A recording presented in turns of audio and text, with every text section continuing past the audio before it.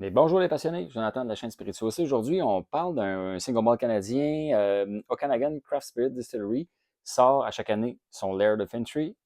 Cette année, il ne fait pas exception, mais celle-là, c'est pas exactement le Laird of Entry normal, c'est le Red Label.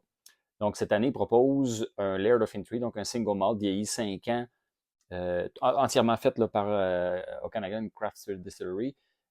C'est leur grain, ils maltent eux-mêmes, ils mâchent, ils font le ferment, ils font la distillation, tout ça. Celui-là ici, ce qui est spécial, c'est que, ben, en fond, il a vieilli, il a maturé en fût de chêne neuf là, toute sa vie, sauf pour la finition. Et la finition est en BSV pipe. Je ne sais pas ce que ça veut dire BSV, mais sur leur site web, ils parlent que c'est fût de Porto.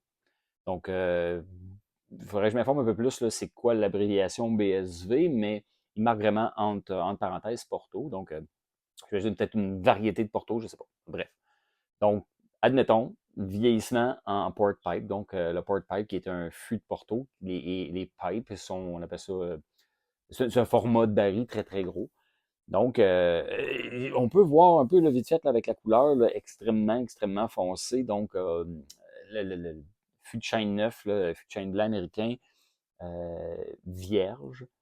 Pour le vieillissement d'un single malt, ça donne de quoi comme ça. Là. Ça va donner de quoi là, de super, super foncé. Puis aussi, on va avoir des notes boisées plus, puis aussi un peu plus dans la vanille, dans le caramel, dans les notes sucrées.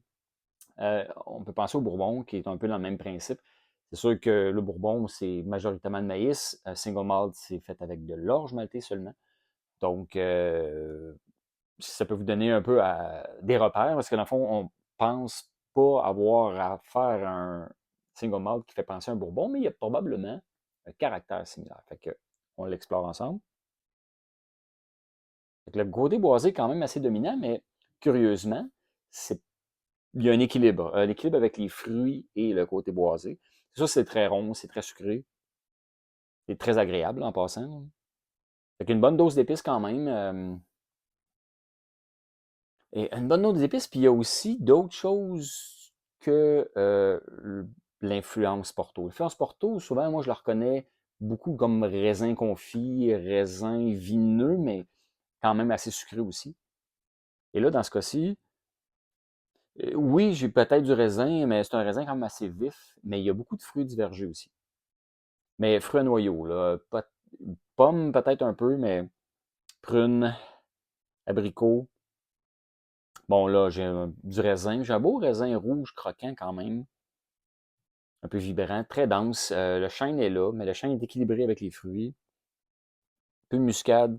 Cannelle, ouais, je suis pas sûr que la cannelle, c'est la bonne épice là, que ce qu'on a. Là.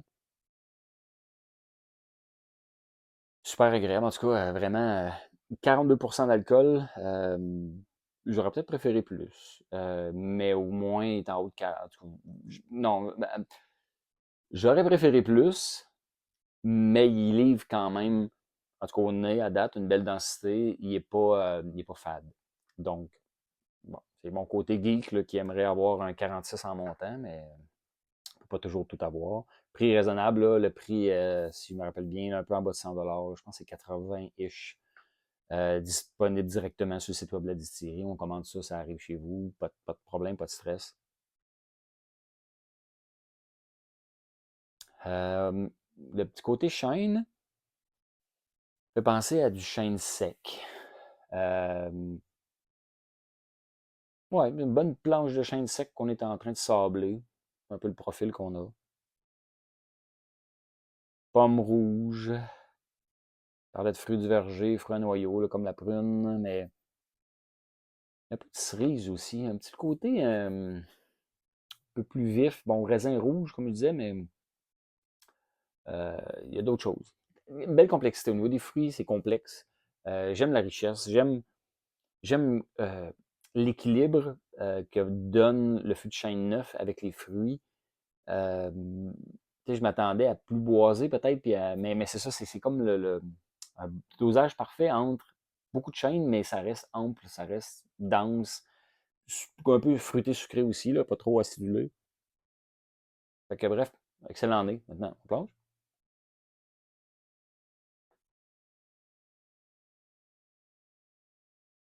une suite logique avec le nez. Un peu plus épicé, un peu plus relevé en bouche au niveau du chêne, peut-être un peu. Une mini amertume boisée qu'on n'avait pas au nez. Du moins, était moins élevé. Fait qu'en bouche, le torque du bois est un peu plus présent. Quand même assez dense pour le 42%, ça livre. C'est bien, là. C'est pas poche. C'est pas insipide. C'est assez goûteux. Quand même encore assez rond aussi. C'est un peu plus dans le sucre. Beaucoup de prunes en bouche. La prune domine avec les épices. Hmm. Petit côté coco aussi du chêne neuf, là, je reconnais un peu le petit côté bourbon. Des fois, on a ça dans le bourbon, le petit côté sucré, noix de coco avec ben, le chêne, mais des fois caramel. Là, si ça serait un caramel, ce serait un caramel fruité, curieusement. Du côté céréales est encore là aussi. Fait que peut-être caramel sucre d'orge. Hmm. Hmm. Définitivement plus boisé. Là, le chêne en bouche il est vraiment super bon. Fait penser un peu à des vieux meubles, un peu à du bois d'église, le petit côté bois, sucré, épicé, super, super bien. Ça fit super bien avec le petit côté single malt aussi. Fait que je dirais qu'en bouche, j'ai plus de similitudes avec quelques bourbons, sans dire que ça ressemble à un bourbon. Mais des single malt vieillis en fût de chêne neuf, Virgin Oak, là, comme ça, là, c'est pas aussi fréquent. Mettons, il y a Glenallachie qui font ça de temps en temps. Là, j'ai vu souvent les éditions passées, Virgin Oak. Je ne me rappelle pas moi-même d'en avoir déjà goûté. Fait que je n'ai pas de corrélation à faire beaucoup. Je sais que dans nos amis québécois, comme mon Dieu, comment je cherche le nom puis je l'oublie. Des marigots. Bon, voilà, c'est ça. Distillerie des marigots, on fait un single malt vieilli en fût de chêne neuf. Et on reconnaît, l'influence du chêne neuf est assez indéniable. Même si c'est du single malt, on reconnaît l'influence boisée intense.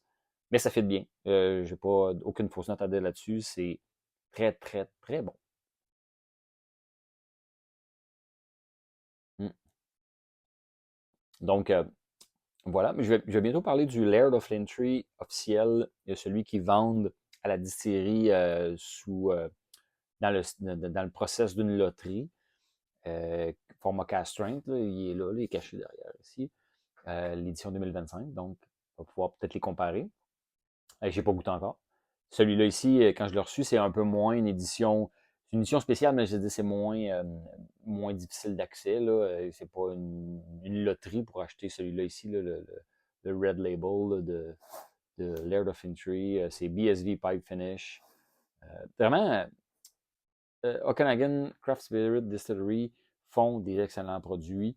À date, j'ai jamais été déçu. Ils font des styles bourbon qui sont super bons. J'ai fait des vidéos là-dessus. Là. Il y avait, mon Dieu, j'ai essayé là, un peu plus loin. Je les vois dessus. Non, je les vois pas, ils sont cachés derrière, mais bon, il y avait le Black Bourbon, puis il y en avait un autre, c'était comme une étiquette un peu à la style Indiana Jones. C'était excellent. On les a goûtés avec les enthousiastes, le style Bourbon, puis c'était unanime que c'était bon. Dans le passé, les éditions passées des Laird of Fintry, on les a goûtés aussi. C'était bon, c'était unanime. Celui-là ne fait pas exception. Juste que je dirais que c'est un peu plus entrée de gamme à cause du taux d'alcool. Mais le produit est super bon. Là. Je veux dire, si ça ne vous prend pas absolument du cash strength, celui-là va faire très, très, très bien le travail. Euh, bref, leur distillat, leur maturation, avec une finition en fût de style Porto, parfait. Fait que, aucune fausse note, vraiment un très bon produit. Moi, personnellement, j'apprécie beaucoup. Donc, si jamais vous voulez mettre la main là-dessus, je suis pas mal sûr que vous allez apprécier vous aussi. Santé!